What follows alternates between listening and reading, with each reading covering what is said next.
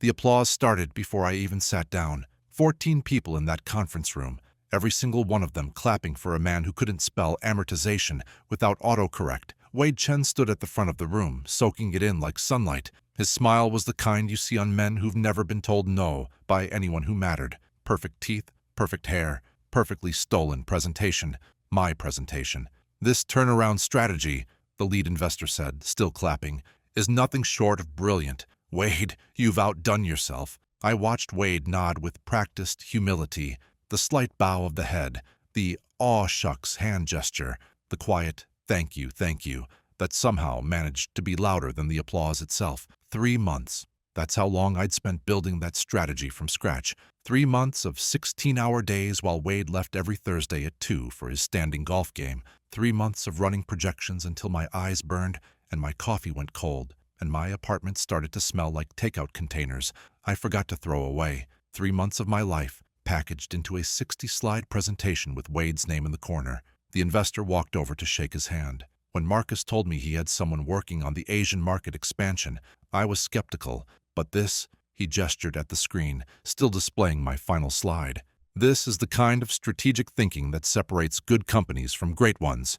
Wade accepted the handshake like he was accepting an Oscar. I really appreciate that, Richard. It took some late nights, but when you believe in a vision, you find the energy. Late nights? The only late night Wade had experienced in the past 3 months was when he stayed up watching the Masters tournament. I sat in my chair, third row from the back, watching this performance unfold. My fingers were laced together in my lap so tightly my knuckles had gone white, but my face was calm, pleasant even. The kind of expression you learn to maintain when you've been a woman in corporate finance for 12 years. The kind of expression that hides the fact that you're calculating exactly how to burn everything down.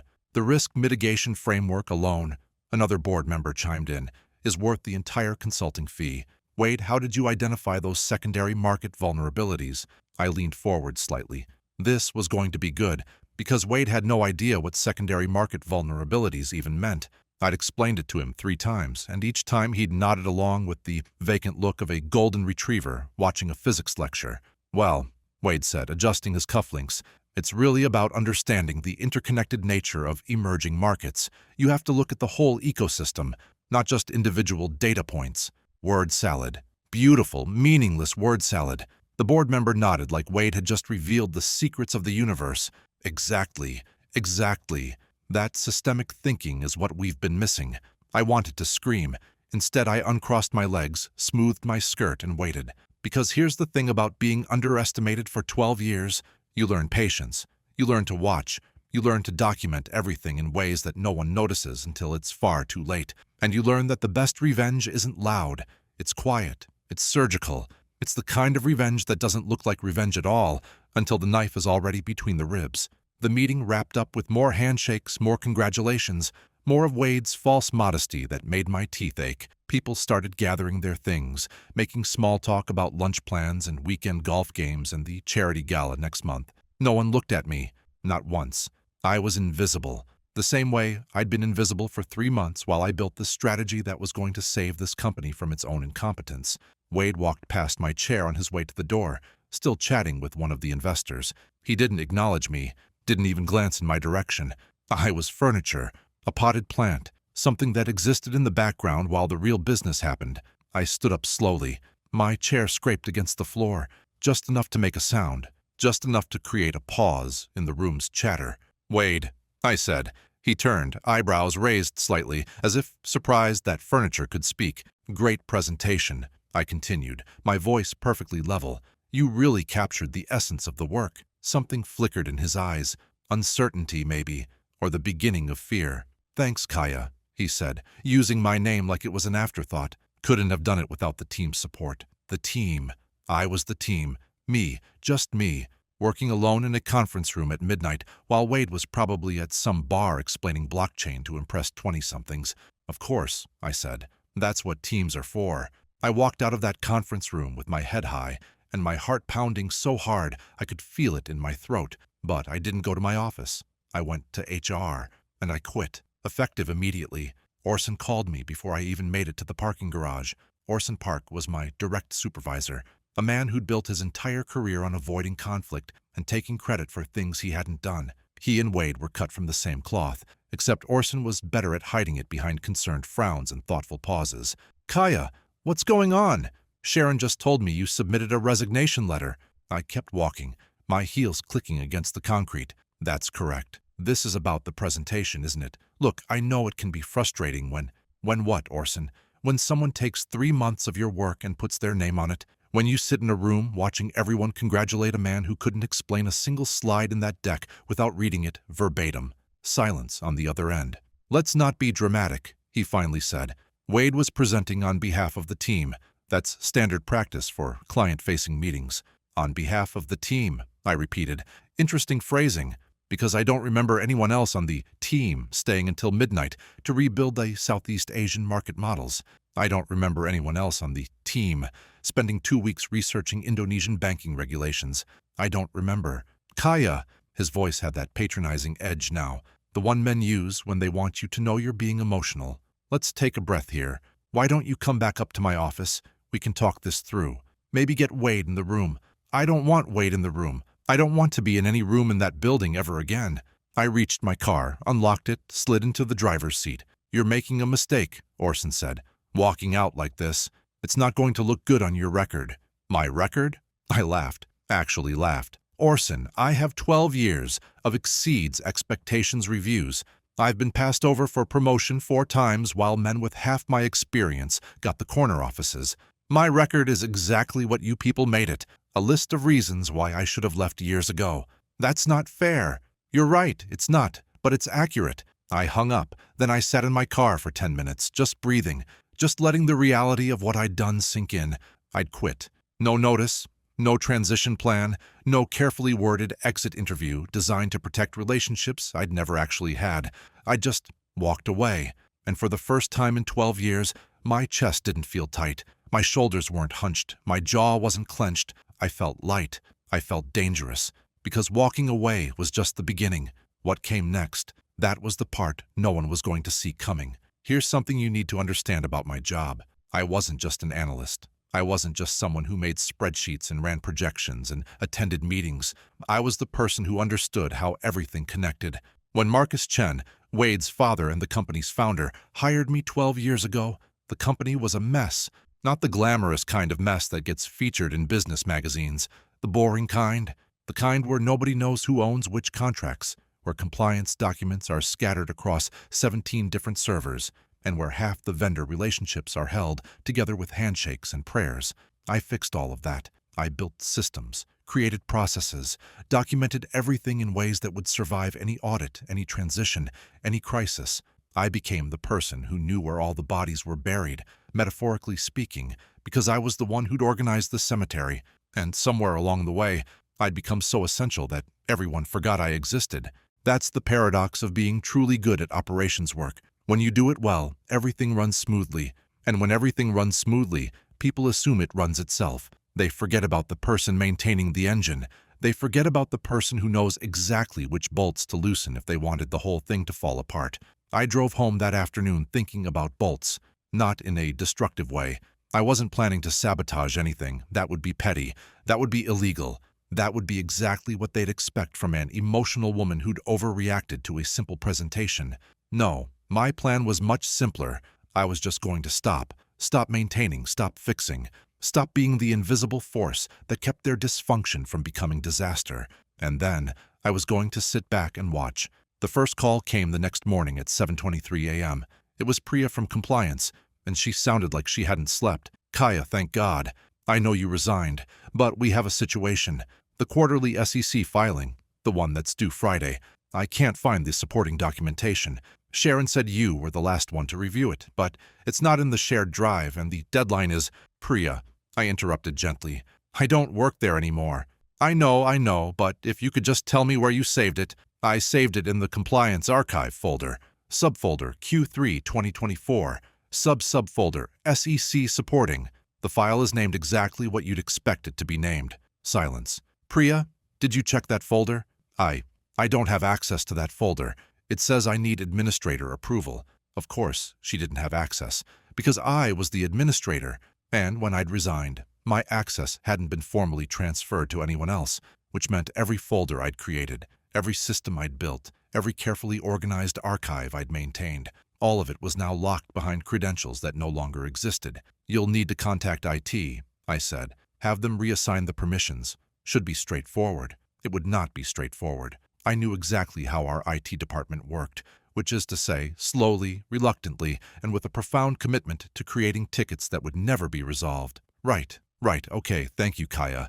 And I'm sorry about how things happened, with the presentation and everything. It wasn't right. I appreciate that, Priya. I hung up and made myself a cup of coffee. The second call came at 8:15 a.m.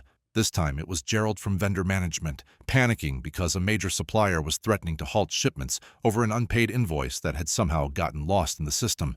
"I've looked everywhere," he said. "The payment was supposed to go out last month, but I can't find any record of it being processed, and now they're saying they're going to put us on hold until—" "Check the reconciliation dashboard," I said. "There's a tab for disputed invoices. I flagged that one 6 weeks ago because the amounts didn't match the purchase order. Sent an email to Wade about it." Silence. "Gerald? Wade never mentioned anything about disputed invoices." Of course he didn't, because Wade didn't read emails that required actual work. He just let them pile up in his inbox like digital tumbleweeds. "Well, the documentation is there. You'll need to pull the original PO, compare it to the invoice, and sort out the discrepancy with the supplier directly." I've never done that before. You always handled the vendor reconciliations." "I did, but I don't work there anymore, Gerald." I hung up and added cream to my coffee. The third call came at 9:02 a.m., then the fourth at 9:17. Then my phone started vibrating so continuously that I finally turned it off and went for a walk. The weather was beautiful. Late autumn, crisp air, leaves turning colors. I'd never had time to notice when I was spending 70 hours a week in a fluorescent-lit office. I walked for an hour, sat on a bench in the park, watched a dog chase a squirrel with the kind of single-minded determination I used to reserve for quarterly reports. When I got home and turned my phone back on, I had 43 missed calls and 97 unread emails. The subject lines told the whole story: urgent, system access issue, critical, vendor payment frozen, help, where is the Q2 audit file, emergency, client data discrepancy, SOS, who has the compliance certificates. I didn't respond to any of them. Instead, I opened LinkedIn and updated my profile to reflect my new status: open to opportunities, expertise in corporate restructuring, compliance systems, and strategic operations. Within an hour, I had 3 connection requests from recruiters. By the end of the day, I had 12. And back at the office, the dominoes were just starting to fall. Wade called me on day 3. I was surprised it took him that long. By then, the office was apparently in full crisis mode. The SEC filing had been submitted late, with errors because nobody else knew how to cross-reference the supporting documentation I'd organized. The vendor issue had escalated to the point where 3 major suppliers had put the company on credit hold. And somewhere in the chaos, someone had discovered that the compliance certificates for their European operations had expired 2 months ago. Nobody had noticed because I was the one who tracked expiration dates. I was the one who sent reminder emails 60 days in advance. I was the one who made sure everything was renewed on time. Without me, the system that everyone thought ran itself revealed itself for what it actually was: a carefully maintained illusion that required constant, invisible attention. Wade's number flashed on my phone screen. I let it ring 4 times before answering. "Kaya!" His voice was strained. None of that smooth confidence from the presentation. "We need to talk, do we? There's some confusion here about processes, systems, things you were handling." "I wasn't handling anything, Wade. According to your presentation, you were the strategic visionary behind the entire operation. Surely someone with your systemic thinking can figure out a few administrative details." Silence. I could almost hear him sweating through the phone. "Look," he said, dropping the corporate speak, "I know things got complicated with the presentation. Maybe some wires got crossed about who contributed what." "Wires got crossed," I laughed. "Wade, you stood in front of 14 people and took credit for 3 months of my work. That's not crossed wires. That's theft. That's a strong word. It's an accurate word. The same way incompetent is an accurate word for someone who can't explain their own strategy when asked a direct question. The same way fraud is an accurate word for claiming expertise you don't have to secure investments you can't justify." The silence that followed was delicious. "What do you want?" he finally asked. "Nothing from you." "Then why are you doing this? Why did you walk out right before? Before what? Before the implementation phase? The part where someone actually has to do the work instead of just presenting slides about it? More silence. The board is asking questions, he said. The investors are getting nervous. If the European compliance issue becomes public, then maybe you should fix it. I don't know how. Those 4 words hung in the air between us. 4 words that Wade Chen had probably never said out loud in his entire career. 4 words that revealed the hollow core beneath all that confidence. That sounds like a you problem, Wade. I hung up. Then I opened my laptop and accepted a meeting request from a headhunter who specialized in placing executives at companies that competed directly with Marcus Chen's firm. If Wade wanted a problem, I was about to become his biggest one. The headhunter's name was Diana Reeves, and she didn't waste time with small talk. Your reputation precedes you, she said, sliding a leather portfolio across the table. We were at a coffee shop downtown, far enough from my old office that I didn't have to worry about running into anyone. I've had 3 different clients ask about you in the past week. Word travels fast when someone with your expertise hits the market. What kind of word? That you're the reason Marcus Chen's company didn't implode during the 2019 restructuring. That you built compliance systems that other firms have tried to reverse engineer. That you know more about their operations than anyone on their actual leadership team. She paused. And that you resigned very suddenly, very publicly, under circumstances that are making their investors very nervous. I sipped my coffee. That's a lot of information for a week. My clients pay me to know things. She opened the portfolio. I have 3 opportunities I'd like to discuss. All of them are director level or above. All of them come with compensation packages that significantly exceed what you were making before. And all of them would be very interested in any insights you might have about your former employer's operational vulnerabilities. I set down my coffee cup. I'm not interested in corporate espionage, Diana. Of course not. Neither am I. Her smile was the kind that lawyers practice in front of mirrors. I'm talking about legitimate competitive intelligence, the kind that comes from hiring someone with deep institutional knowledge. There's nothing illegal about knowing how a competitor operates, especially when that knowledge comes from years of legitimate employment. She wasn't wrong. Everything I knew about Marcus Chen's company, I knew because I'd built it. The systems were mine. The processes were mine. The understanding of exactly where they were vulnerable, that was mine too. And I'd earned every bit of it with 12 years of unrecognized work. Tell me about the opportunities, I said. Diana smiled. I thought you might say that. The first opportunity was with Hartwell Capital, a private equity firm that had been circling Marcus Chen's company for years. They'd made 2 acquisition attempts in the past decade, both unsuccessful. Now they were looking for someone who understood the target from the inside. We're not asking you to do anything unethical, the managing partner, James Hartwell, explained during our first meeting. We're asking you to help us understand the landscape. Where are the inefficiencies? Where are the opportunities for improvement? What would it take to turn that company into something more streamlined? I knew exactly what he was asking. He wanted to know where the fat was, where to cut, how to maximize value extraction while minimizing redundancy. And by redundancy, he meant people, jobs, careers. I thought about all the people who'd ignored me for 12 years, the ones who'd walked past my desk without acknowledgement, the ones who'd credited Wade for my work and never thought twice about it. Then I thought about Priya, who'd called to apologize, about Gerald, who'd tried his best even though no one had ever taught him how to do the work I'd been doing invisibly for years, about the junior analysts who'd brought me coffee and asked me questions and actually seemed to care about learning.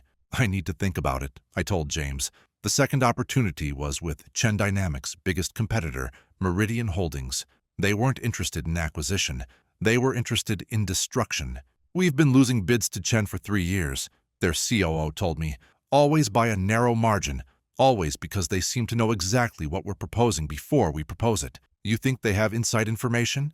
I think they have systems that give them an unfair advantage, and I think you know what those systems are. I did know, because I'd built them. The competitive intelligence framework I'd created wasn't anything illegal, just a sophisticated way of tracking market movements, analyzing competitor behavior patterns, and identifying opportunities before they became obvious. It was the kind of thing any company could build if they had someone who understood both the data and the strategy. They didn't have someone like that. They had Wade Chen, who understood neither. What exactly are you proposing? I asked. Come work for us. Build us the same systems you built for them. Help us level the playing field. It was tempting. God, it was tempting. The salary they offered was nearly double what I'd been making.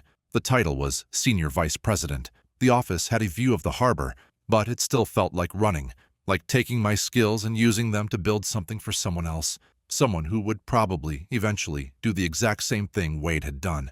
I need to think about it, I said again.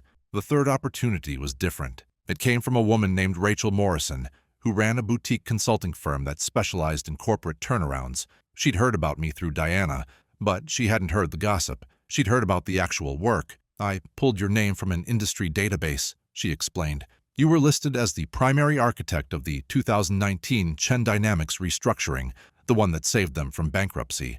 That's accurate. It was brilliant work. The way you identified the bleeding points, restructured the vendor relationships, rebuilt the compliance framework from scratch. I've used it as a case study for my junior consultants.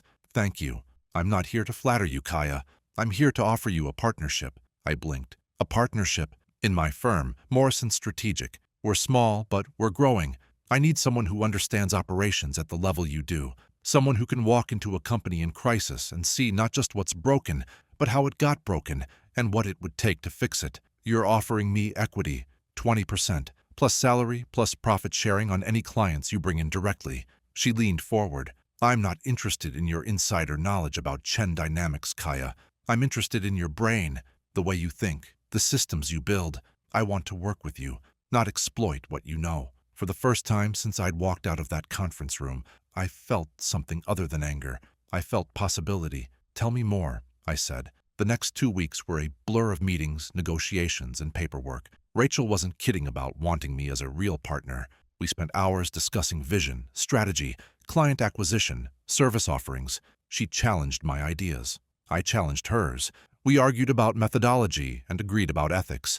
It felt like building something real, something that was actually mine. Meanwhile, the situation at Chen Dynamics was deteriorating faster than anyone had predicted.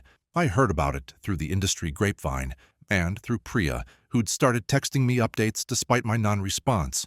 The SEC filing errors had triggered a preliminary investigation. The vendor crisis had cascaded into supply chain disruptions that were affecting product delivery. The expired European compliance certificates had resulted in the temporary suspension of operations in 3 countries, and Wade was apparently spending most of his time in closed-door meetings with lawyers. The investors are panicking, Priya texted me one evening. Hartwell Capital just withdrew their interest. Meridian is making moves on 3 of our biggest clients, and Wade can't explain any of the issues to the board because he doesn't understand how anything works. I read the message, typed a response, deleted it, typed another, deleted that too. Finally, I just sent, "Take care of yourself, Priya." She responded with a thumbs-up emoji and nothing else. The following Monday, I signed the partnership agreement with Morrison Strategic. Rachel opened a bottle of champagne. We toasted to new beginnings, and then we got to work. Our first client was a mid-size manufacturing company going through a rough transition. The work was challenging, exhausting, and exactly what I needed. I was building systems again, solving problems, creating order out of chaos. But this time, my name was on the door. This time, nobody could take credit for what I'd done. Marcus Chen called me 3 weeks after I'd signed with Rachel. Not Wade, not Orson. Marcus Chen himself, the founder, the patriarch, the man who'd built the company from nothing, and then handed it to a son who couldn't maintain it. I almost didn't answer, but curiosity got the better of me. "Ms. Kaya Yang." His voice was gravelly, tired. "I've been trying to reach you. I've been busy." "So I've heard. Partnership at Morrison Strategic. Congratulations." "Thank you. I'll get to the point. My company is in trouble. Trouble that apparently started the moment you walked out the door. I've spent the last 3 weeks trying to understand what happened, and every trail leads back to you." "Are you accusing me of something, Mr. Chen?" "I'm stating a fact. You were the backbone of operations at Chen Dynamics. You built systems that nobody else understood. You maintained processes that everyone took for granted, and when you left, all of that collapsed. That sounds like a management failure, not a Kaya Yang failure." Silence. Then a long exhale. "You're right. It is a management failure. Specifically, it's my failure. I should have recognized your value years ago. I should have promoted you. I should have protected you from—" Another exhale. "From my son's worst instincts." I didn't say anything. Let the silence hang. "I'm asking for your help," Marcus finally said. "Not as an employee, as a consultant. Whatever Morrison's rates are, I'll double them. Whatever access you need, you'll have it. Name your terms." "My terms? Anything, within reason." I thought about it, really thought about it. 3 weeks ago, I would have told him to go to hell. I would have enjoyed watching his company burn from a safe distance. I would have considered his suffering a small measure of justice for 12 years of being overlooked. But that was 3 weeks ago. Now, I had a partnership. I had a career that was actually mine. I had something to build, not just something to escape from. And maybe, just maybe, I had a chance to set some things right. I have 3 conditions, I said. Name them. First, I work directly with you. Not Orson, not Wade. You and I meet weekly, minimum, and I have final authority on any operational decisions within my scope. Done. Second, public acknowledgement. At the next board meeting, you personally explained that the turnaround strategy everyone credited to Wade was actually my work. Every slide, every projection, every recommendation. A longer pause. That will be difficult. I didn't say it would be easy. I said it was my condition. Another pause, then. Done. Third. I took a breath. Wade is removed from any involvement in the recovery process. He doesn't attend my meetings. He doesn't review my work. He doesn't speak to me unless absolutely necessary. If you want me to save your company, your son needs to stay out of my way. The silence that followed was the longest yet. You're asking me to sideline my own son. I'm asking you to let me do my job without interference from someone who has already proven he'll take credit for my work. If that's too much, find someone else to fix your mess. I could hear him breathing, thinking, weighing his options. He's still my son, he finally said. He's also the reason your company is falling apart. Your call. More silence. Then, done. All 3 conditions. When can you start? I smiled, the first real smile I'd felt in weeks. I already have. Walking back into Chen Dynamics felt different than I'd expected. Not triumphant exactly, not victorious, just clarifying. Like putting on glasses you didn't realize you needed, and suddenly seeing everything in sharp focus. The building looked the same glass atrium, same corporate art on the walls, same receptionist, who always forgot my name. But the energy was different, tenser. People moved through the halls with their heads down, voices low, faces tight with the specific anxiety of knowing something was wrong but not knowing how to fix it. I knew exactly how to fix it. That was the whole point. My first meeting was with Marcus as agreed. His corner office was smaller than I'd remembered. Or maybe I'd just grown larger in the time since I'd left. He looked older, too. More gray in his hair, more lines around his eyes. The look of a man who'd watched something he built start to crumble. "Thank you for coming," he said, gesturing to a chair. I sat down without acknowledging the thanks. We weren't doing pleasantries. We were doing business. "I've reviewed the current status," I said, pulling a folder from my bag. "You have 6 active crises, not 3. The SEC investigation is the most visible, but it's actually the least dangerous. The vendor crisis is urgent but manageable. The European compliance suspension is serious but recoverable. The real problems are the 3 nobody's talking about." Marcus frowned. 3 other problems? Your cash flow projections are based on revenue assumptions that are no longer accurate, because 3 of your largest clients have quietly started shopping for alternatives.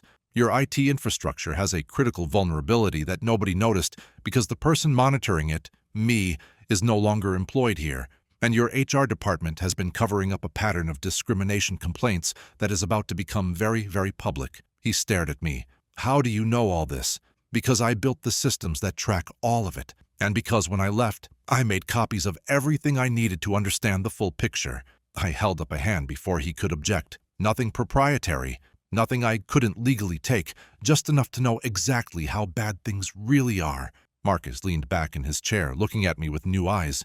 "You planned this." "I planned nothing. I prepared." "There's a difference." I set the folder on his desk. "This is my assessment. Read it tonight. Tomorrow morning we start implementing solutions. If you follow my recommendations exactly, I can have the immediate crises stabilized within 2 weeks. Full recovery will take 6 to 8 months. And if I don't follow your recommendations, then you'll be filing for bankruptcy by Q2. Your choice." He picked up the folder, flipped through the first few pages. His frown deepened with each page turn. "This is comprehensive. That's what you're paying for." He looked up at me. "I really did underestimate you, didn't I? Everyone does. It's my greatest competitive advantage." For the first time, Marcus Chen smiled. It wasn't a warm smile, more rueful, maybe even a little sad, but it was genuine. "Show me what I've been missing," he said. The next 2 weeks were some of the most intense of my career. I started with the vendor crisis because it was the most immediately threatening. 3 major suppliers had the company on credit hold. which meant production was grinding to a halt across multiple facilities. The issue was complicated by the fact that nobody, literally nobody, understood the payment reconciliation system I'd built, so I taught them. I pulled Gerald and two of his junior staff into a conference room and walked them through every step of the process: how to track invoices, how to flag discrepancies, how to communicate with suppliers when there were issues, how to escalate problems before they became crises. "Why didn't anyone ever explain this before?" Gerald asked, looking genuinely confused. "Because I was always there to do it," I said, "and because nobody thought to ask." By the end of the week, the vendor crisis was stabilized. 2 of the 3 suppliers had resumed shipments. The third was negotiating terms, but at least they were negotiating. Next, I tackled the SEC investigation. This was more delicate. Lawyers were involved, regulators were involved, and the wrong move could turn a minor inquiry into a major enforcement action. But the fundamental problem was simple. The quarterly filing had been submitted late and with errors because nobody knew where the supporting documentation was. I knew where it was. I'd organized it. I just needed someone with access to retrieve it. All of this was here the whole time. The SEC liaison looked stunned as I walked her through the archive structure. Yes, why didn't anyone just look for it? Because looking for things requires understanding how they're organized, and nobody understood the system except me. The liaison shook her head. "Your company has a serious documentation problem. My former company has a lot of problems.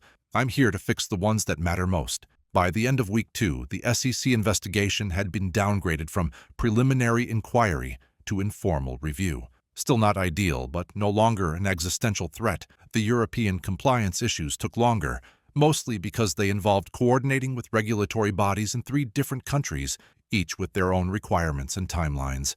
But I knew the contacts, I knew the processes, I knew exactly which forms needed to be filed and in what order. 3 weeks after I'd started, European operations were back online, and through all of this, Wade was nowhere to be seen. Marcus had been true to his word. Wade had been reassigned to strategic initiatives, corporate speak for removed from anything important. He still had an office, still had a title, still collected his salary, but he wasn't in meetings, wasn't on emails, wasn't anywhere near the recovery process. I heard he spent most of his days on the golf course. Some things never change. The board meeting was scheduled for a Thursday afternoon. I'd been preparing for it all week, not the presentation itself, which I could do in my sleep, but the psychological aspect. The moment when Marcus Chen would stand in front of the same people who'd praised Wade and explain that they'd been celebrating the wrong person. I wasn't nervous exactly, but I was aware that this moment mattered, not for the company's recovery, that was already well underway, but for something more personal, something that had been building for 12 years. Recognition, acknowledgement, proof that my work had value. The conference room was the same one where Wade had accepted all that applause. Same table, same chairs, same view of the city skyline, but the faces around the table looked different now, worried, uncertain, aware that something had gone badly wrong and not entirely sure how to fix it. Marcus stood at the front of the room, looking more tired than I'd ever seen him, but his voice was steady as he began to speak. "Thank you all for coming.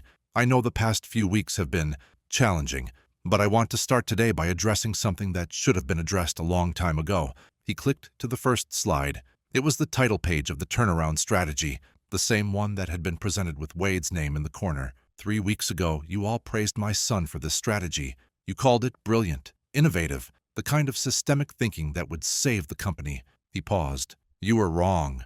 The room went very quiet. "Not wrong about the strategy," Marcus continued. "The strategy was brilliant, but Wade didn't create it. He presented it. He took credit for it. But the actual work, every slide, every projection, every recommendation, was done by someone else." He looked at me.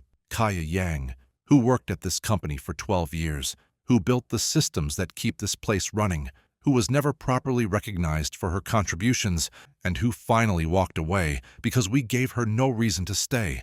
I felt the eyes of every board member shift to me, 14 people, staring at the furniture that had learned to speak. "Ms. Yang is now consulting for us through Morrison Strategic," Marcus said. "She's the reason the vendor crisis is resolved. She's the reason the SEC investigation is being downgraded. She's the reason our European operations are back online. And she's the reason this company still has a chance to survive." He paused, letting that sink in. "I failed her," he said quietly. "We all failed her. And I wanted to say that publicly, on the record, in front of the same people who celebrated Wade for work he didn't do. The silence in the room was absolute. Then Richard, the lead investor who'd shaken Wade's hand that day, cleared his throat. "Miss Yang," he said, "I owe you an apology. I should have asked more questions. I should have recognized that someone with Wade's track record couldn't have produced work of that caliber." "Thank you," I said. "I accept your apology." Other voices chimed in.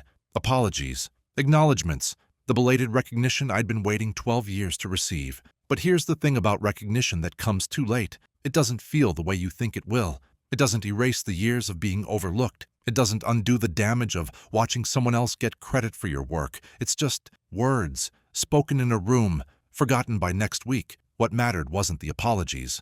What mattered was what came next. After the board meeting, I went back to my office at Morrison Strategic, not to celebrate, not to gloat, just to work. Because the recovery process was far from over, and there was still a lot to do.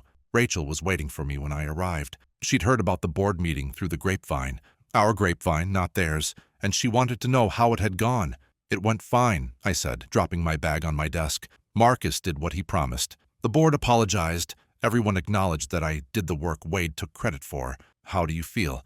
I thought about it, really thought about it. "Tired," I finally said, "but not angry anymore. Or at least, not as angry." Rachel nodded. "That's progress." "Is it? Sometimes I think anger was the only thing keeping me going. Now that it's fading, I'm not sure what's supposed to replace it. Purpose, maybe." Rachel smiled. "You're building something now, something that's actually yours. Something nobody can take credit for because your name is literally on the door." She wasn't wrong. I'd spent 12 years building things for other people. Systems that made them look good. Strategies that made them money. Solutions that kept their companies running while I stayed invisible in the background. Now, for the first time, I was building something for myself. "We got a call today," Rachel said, handing me a folder. "New client referral. Company in crisis needs someone who can assess the situation and recommend a turnaround strategy." "Who referred them?" "Richard, the investor from Chen Dynamics. He told them we have exceptional operational expertise." I opened the folder, scanned the first page. It was a mid-sized tech company going through a rough patch, not unlike Chen Dynamics, actually. Rapid expansion, scattered processes, leadership that had lost sight of fundamentals. "I'll take the meeting," I said. Rachel grinned. "I thought you might say that." The Chen Dynamics recovery took 8 months, almost exactly as I'd predicted. By the end, the company was stable, not thriving. The damage had been too extensive for a full recovery, but stable. The SEC investigation closed with minor fines. The European operations were fully compliant. The client exodus had been stopped, and a few had even come back. Wade, throughout all of this, remained on the periphery. His strategic initiatives role kept him busy with meaningless projects, while the real work happened without him. He attended the minimum required meetings, contributed the minimum required effort, and collected his maximum allowable salary. Some things still didn't change, but I wasn't there to change Wade. I was there to fix the company and prove that I could do work that mattered. Both of those goals were accomplished. On my last day as a consultant, the day the contract officially ended, Marcus asked to see me in his office.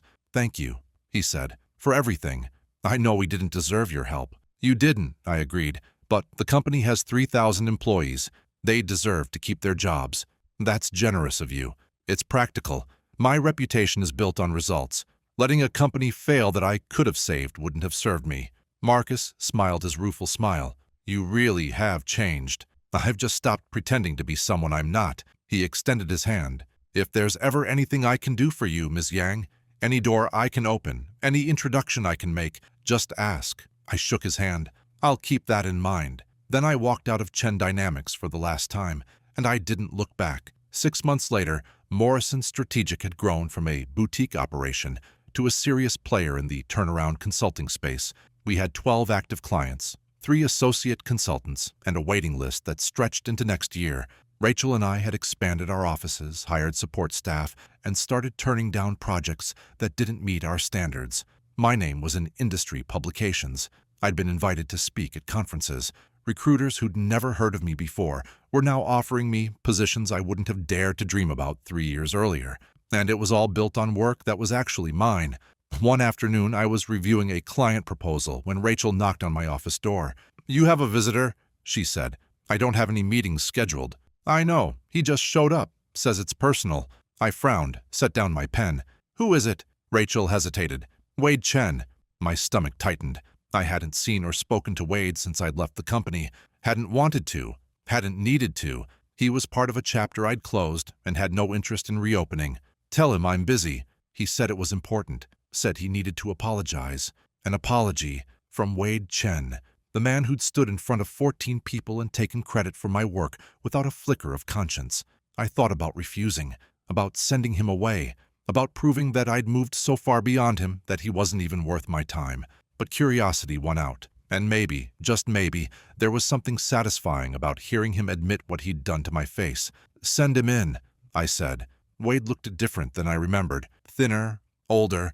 The confidence that had always radiated from him like cologne seemed diminished, replaced by something more tentative. He stood in my doorway, hands shoved in his pockets, looking at my office with something that might have been envy.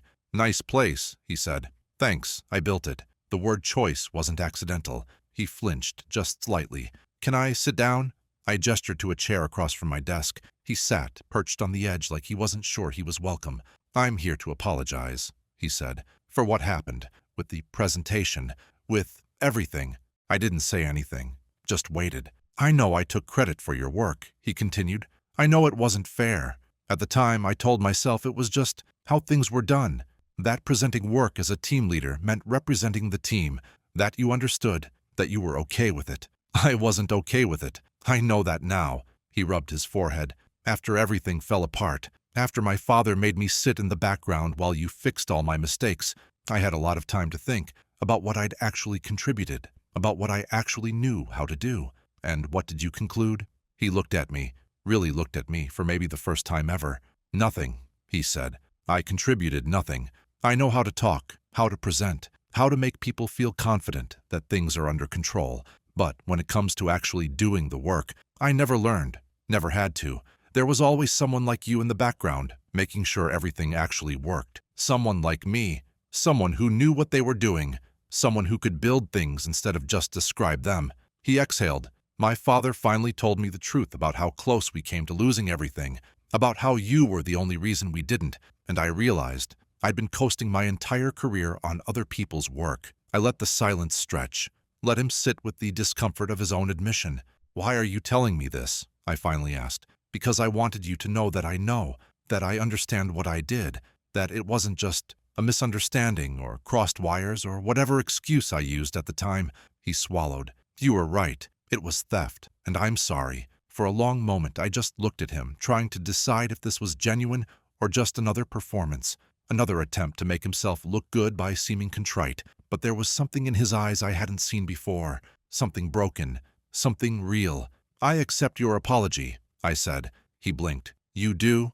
I accept that you're sorry. I accept that you understand what you did, but that doesn't mean we're okay. It doesn't mean I forgive you. It just means I've moved on. I've built something that matters, and your apology, however sincere, doesn't change any of that. Wade nodded slowly. I understand. Is there anything else? He stood up, still looking uncertain. I guess I was hoping, I don't know, that maybe we could work together again someday, that maybe I could learn from you. Actually learn, this time. I almost laughed. Almost. I don't think that's a good idea, Wade, but I appreciate the thought. He nodded again, moved toward the door, then stopped. For what it's worth, he said quietly, you're the most capable person I've ever worked with. I just wish I'd recognized it when it mattered. Then he left. I sat at my desk for a long time after that, thinking about capability and recognition and the strange ways that life circles back on itself. Then I opened my laptop and got back to work, because that's what capable people do. 3 years after I walked out of that conference room, Morrison Strategic was acquired by a major consulting firm for a figure that made national business news. Rachel and I had built something so valuable that the big players couldn't ignore it anymore. Our turnaround methodology, our operational systems, our approach to corporate crisis management, all of it was worth a premium. I didn't need the money. My partnership stake had already made me more than comfortable, but the acquisition wasn't really about money. It was about scale, about taking what we'd built and spreading it further than we ever could on our own. The acquiring firm wanted both of us to stay on. Rachel was named a senior managing director. I was named partner in charge of global operations. My office now had a view of 3 different skylines, depending on which city I was in that week. My name was on the wall, in letters 3 feet high. My work was recognized, cited, studied, replicated, and through it all, I never forgot where I'd started. Every new consultant who joined our division got the same speech, the one about documentation and ownership and making sure your contributions were visible, the one about not waiting for recognition, but making it impossible to ignore, the one about knowing your own value, even when nobody else does. The last time I saw Marcus Chen was at an industry conference, 5 years after everything happened. He was older, fully gray now, with the slightly disconnected look of a man who'd stepped back from the daily operations of his company. Wade had taken over as CEO. Apparently, he'd actually learned something from the experience. The company was stable, if not spectacular. Marcus spotted me across the conference floor and made his way over. "Ms. Yang," he said. "Or should I say, Partner Yang?" "Kaya is fine," he smiled. "You've come a long way since my conference room." "I was always going to go far, Mr. Chen. You just didn't see it." "No," he admitted, "I didn't. But I see it now. Everyone does. I could have been gracious, could have brushed off the compliment, demurred, played humble. Instead, I just said, yes, they do.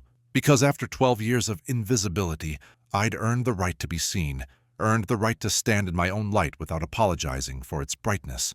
Marcus nodded, understanding exactly what I meant. "You know," he said, "when you walked out that day, I thought you were making a mistake, thought you were throwing away your career over wounded pride. And now I think it was the smartest thing you ever did. You saw something the rest of us didn't. You saw that your value wasn't tied to us, that you could build something better somewhere else. And you were right." I looked at him, this man who'd failed to see me for 12 years, who'd allowed his son to take credit for my work, who'd only recognized my value when his company was falling apart. "You're right," I said. "I was." Then I walked away toward the crowd of people waiting to speak with me, toward the meetings and opportunities and possibilities that filled my days now, toward the life I'd built for myself, one bold decision at a time. Here's what I've learned about revenge. Real revenge isn't about destroying the people who wronged you. It isn't about making them suffer the way they made you suffer. It isn't about watching their world burn while you toast marshmallows in the flames. Real revenge is becoming so successful that your success speaks for itself. It's building something so undeniably good that everyone can see your value, whether they want to or not. It's proving that their failure to recognize you was their loss, not yours. Real revenge is the best life you can possibly live. Wade took credit for my work, and for a while, he got away with it. But in the end, his lack of substance caught up with him. He was exposed. He had to apologize. He had to watch me become everything he'd pretended to be. That's not a revenge I planned. It's just what happens when you stop pretending and start building. I don't think about Wade much anymore. Don't think about Orson, or the board members who praised the wrong person, or the 12 years I spent invisible in a company that didn't deserve me. I think about what's next, about the clients I'm helping, about the consultants I'm mentoring, about the systems I'm building, and the problems I'm solving and the career I've created for myself. I think about what it means to own your own work, your own value, your own story, because in the end, that's the only revenge that matters. If you've made it this far, thank you for reading my story. Maybe you recognized something in it. Maybe you've been the invisible one, the overlooked one, the person who does all the work while someone else takes the credit. If so, I want you to know, it gets better. Not because the world suddenly becomes fair, it doesn't, but because you learn to stop waiting for fairness and start creating your own success. Document your work, make your contributions visible, build relationships with people who see your value, and when the time comes to walk away, do it with your head high and your future in front of you. You don't need their recognition, you need your own. And once you have that, everything else falls into place. The end. Author's note: this story is a work of fiction, but the experiences it describes are all too real for millions of people in workplaces around the world. If you've been in Kaya's position, watching someone else take credit for your work, feeling invisible despite your contributions, wondering if walking away is the right choice, you're not alone. The best advice I can give is this: know your worth, document everything, build relationships outside your immediate organization, and when the time comes to make a change, make sure you're walking towards something, not just away from something. Your career is your own. Don't let anyone else write your story. Epilogue. 10 years later, the invitation arrived on a Tuesday morning, embossed on thick, cream-colored cardstock. The Chen Dynamics Foundation cordially invites you to the dedication of the Kaya Yang Center for Corporate Ethics. I read it 3 times. Then I laughed, the kind of laugh that starts in your belly and doesn't stop until you're wiping tears from your eyes. They were naming a building after me. Not just any building, an entire center dedicated to teaching the next generation of business leaders about ethical corporate behavior. The irony was not lost on me. I called Rachel, who was now running our consulting division from Singapore. "Did you see it?" I asked. "The invitation?" "Yes, I'm still processing. Marcus is on the board of the foundation. This had to be his idea, probably his way of making amends." Again, some amends can't be made with buildings. "No," Rachel agreed, "but they can be acknowledged with them." I looked at the invitation again. The ceremony was in 3 weeks, in the same city where everything had started, in a building that would stand for decades, teaching values that the old Chen Dynamics had never quite managed to practice. "Are you going to go?" Rachel asked. "I don't know. Maybe. You should. Not for them, for you, to see how far you've come." She wasn't wrong. The dedication ceremony was smaller than I'd expected. Maybe 50 people. Foundation members, university representatives, a handful of journalists. And Wade. He was standing near the back of the crowd when I arrived, looking more grounded than I remembered. Less like someone playing a role, more like someone who'd finally figured out who he actually was. He saw me and nodded. I nodded back. That was all. The speeches were appropriately laudatory. The university president talked about the importance of ethics in business education. A foundation member spoke about the legacy of the Chen family. Someone else discussed the need for integrity in corporate culture. Then Marcus Chen stepped to the podium. He was 83 now, moving slowly but still sharp. His eyes found mine in the crowd as he began to speak. 15 years ago, he said, I made one of the biggest mistakes of my career. I let my company's most valuable asset walk out the door. Unrecognized and unappreciated, I let someone else take credit for her work. I failed to see what was right in front of me. The crowd was silent, watching. Kaya Yang saved my company, not once but twice. First by building the systems that kept it running for 12 years without anyone noticing, and then by coming back to fix the mess we'd made after she left. He paused, looking at me again. This center isn't just a thank you, it's a reminder. A reminder that the people who do the real work, the invisible work, the unglamorous work, deserve recognition. A reminder that taking credit for someone else's contributions isn't just unethical, it's dangerous.